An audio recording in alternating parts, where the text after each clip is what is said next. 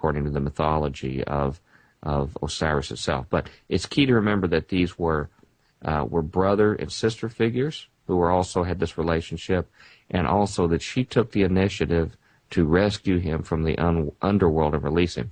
Now, she has temples at places like Delos, which actually where the temples for Artemis and Apollo are. And if you study the literature, you will find that her image, her attributes are actually associated with Artemis and a few other mythological figures that have, in essence, the same description. Another one, and by the way, Artemis and Apollo that I mentioned, in like manner, are brother and sister figures as well. Hecate is another mythological figure from the ancient days. She was the Greco-Roman goddess of magic and witches.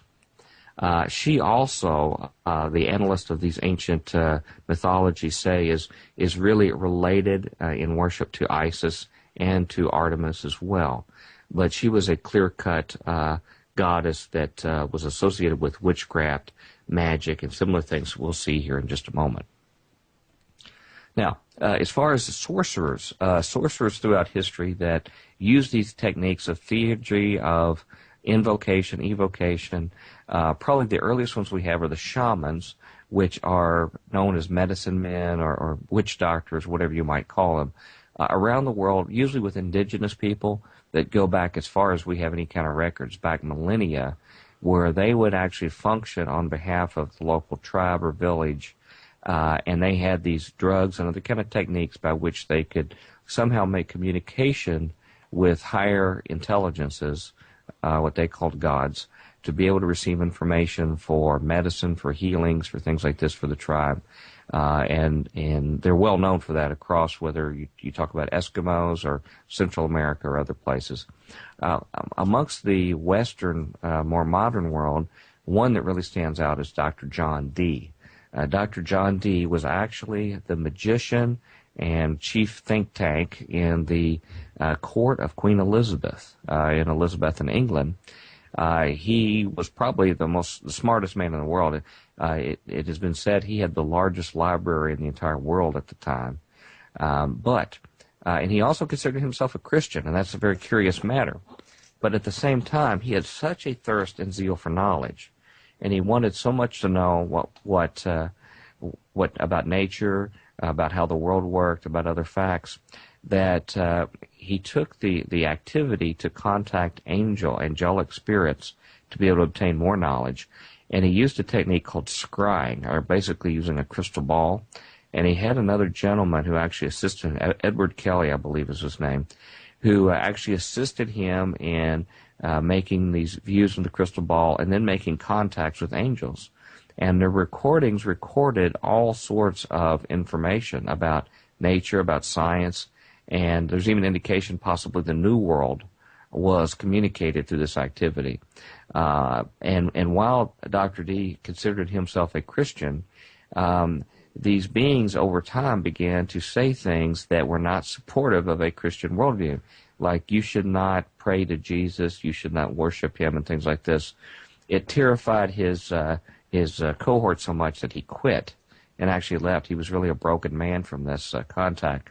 But Dr. Dee continued on because of his thirst for knowledge and really compromising his spiritual beliefs. And one major contribution he made was something called Enochian language, Enochian magic. And this was written in something called the Keys of Enoch. And it's something who's actually had its reemergence in the 20th century itself. Now, in fact, one person who was key in doing that was Aleister Crowley. Aleister Crowley was really the preeminent magician, sorcerer of the 20th century. I think he's without peers, undisputed, as the key in advancing occult knowledge, language, in doing workings itself. It's very curious that his deity encounters that he claimed to have in the presence of other people first was from a homosexual experience that he had and went right into a particular experience. I'm studying more about his background right now, but there are a number of characters from the spirit world that he claims to have contacted him. One was called Iwas, and dictated to him something called the Book of the Law. later one was called Lamb, and he's drawn pictures of Lamb. This is back in the teens, 19-teens, and the picture looks remarkably what we associate with alien grays today. But he taught ceremonial magic as well as the ritual use of drugs. And he was a very big proponent of drug taking as a way to bridge the gap to be able to make this contact with the spirit world, both at his Abbey of Thelema, where he liberally gave away drugs, and even his own addictions that he had as well to it. Another gentleman I can mention from the 20th century that played a critical role was someone by the name of Jack Parsons. Jack Parsons is one of the most little-known people in American history, but one of the most disturbing persons in background. He was really the father of the American space program. He is undisputed. In fact, if you ask Werner von Braun or others, they will point to Jack Parsons as the key person to result in our space program. He not only made our first rockets that were used in World War II, but he founded the Jet Propulsion Laboratory. He founded the Caltech rocket program. The rocket company Aerojet, for example, was founded by him. But he was a full-blown occultist. He called himself the Antichrist.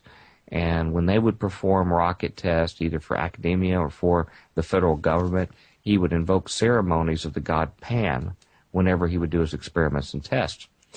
And he took on the mantle and ran the occult group, the main occult group in America out of Southern California, and was in direct correspondence with Aleister Crowley, and really was seen as his protege. And he developed a group of scientists, literary people, and others that would do these dark occult practices in his home, scare neighbors and other people. Even famous actors like John Carradine participated in these activities. But it became an issue with the FBI as they were watching these things. The thing he's most famous for is something called the Babylon working. And what these sorcerers do, when they do a major effort to evoke, an evocation of a spirit, they call it a working.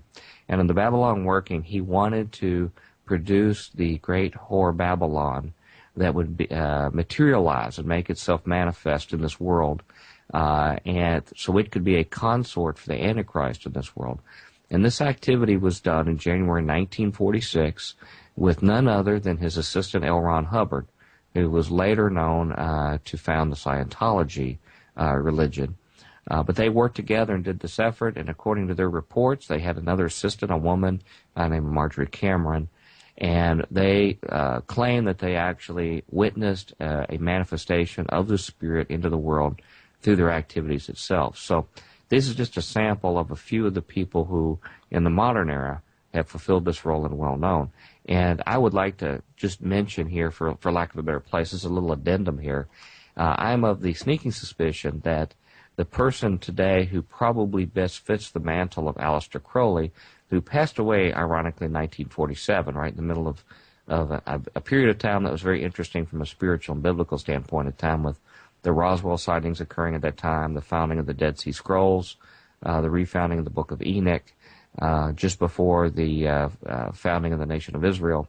But since his time, I believe that his mantle probably most likely fits on, of all people, the author, comic book impresario, Alan Moore.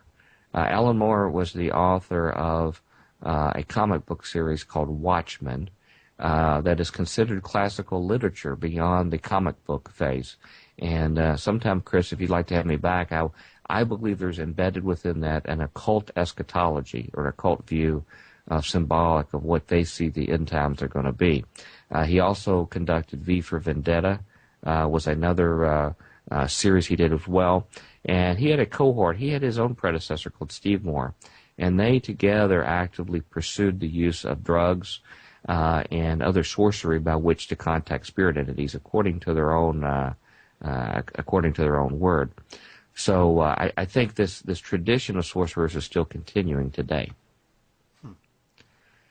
Okay, now, in the Bible, just to give you some examples of what the Bible might say about it, the Witch of Endor is one case of sorcery activity going on in 1 Samuel 28.